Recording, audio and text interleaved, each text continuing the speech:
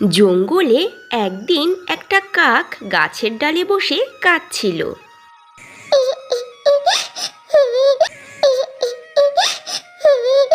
ওই গাছের নিচে বসেছিল একজন সাধু বাবা। কান্নার আওয়াজ আসছে কোথা থেকে? কে কাঁদছে? আশেপাশেও তো কাউকে দেখতে পাচ্ছি না। এ তো দেখছি একটা কাক গাছের ডালে বসে কাঁদছে। সাধু বাবা কাকটিকে বলল, তুমি কাঁদছো কেন? তোমার কি হয়েছে? সাধু বাবা, আমার জীবনে আমি খুশি নই। আমার কালো রং কেউ আমাকে পছন্দ করে না।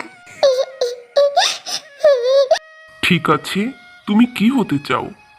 আমি হাঁস হতে চাই। আচ্ছা, আমি তোমাকে হাঁস বানিয়ে দিব। তার আগে তুমি হাঁসের সাথে দেখা করো আর তাকে জিজ্ঞেস করো, তুমি কি তোমার জীবন নিয়ে খুশি? ঠিক আছে সাধু বাবা, আমি এখনই যাচ্ছি। এই বলে কাক হাঁসের খোঁজে চলে গেল। খুঁজতে খুঁজতে নদীর পাড়ে একটা হাঁসকে পেয়েও গেল। কাকটি হাঁসের কাছে গেল, গিয়ে হাঁসের প্রশংসা করতে লাগলো। তুমি কত সুন্দর গো হাঁস মশাই, দেখতে কত চমৎকার। গায়ের রং একেবারে ধবধবে সাদা। হাঁস এসব শুনে বলল, এটা কোনো রং হলো? তুমি মিছেই আমার প্রশংসা করছো। সবার কত সুন্দর রং, আমার তো কোনো রঙই নেই, একেবারে সাদামাটা। আর টিয়াকে দেখো, টিয়ার কত সুন্দর রং। ইস, আমার যদি ওর মতো রং থাকতো।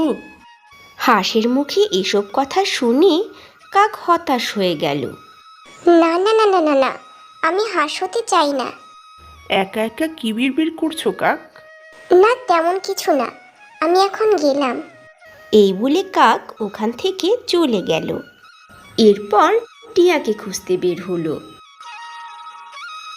গৃহস্থের বাড়ির সামনে খাঁচার ভিতরে একটা টিয়াকে দেখতে পেল। টিয়ের কাছে গিয়ে কাক বলল, তুমি দেখতে কত সুন্দর টিয়ে পাখি, সবাই তোমাকে কত ভালোবাসে। শুনে টিয়ে বলল, এটা কি কোনো জীবন হলো?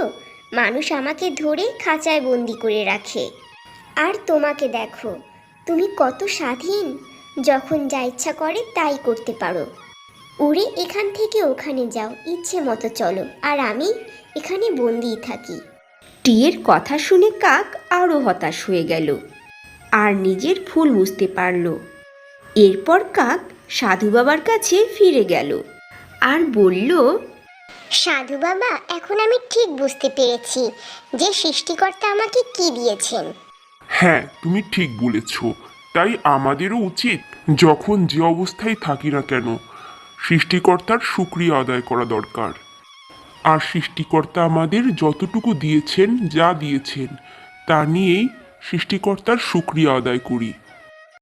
ছোট্ট বন্ধুরা, গল্পটি ভালো লাগলে চ্যানেলটি সাবস্ক্রাইব করে লাইক কমেন্টস করতে ভুলো না কিন্তু।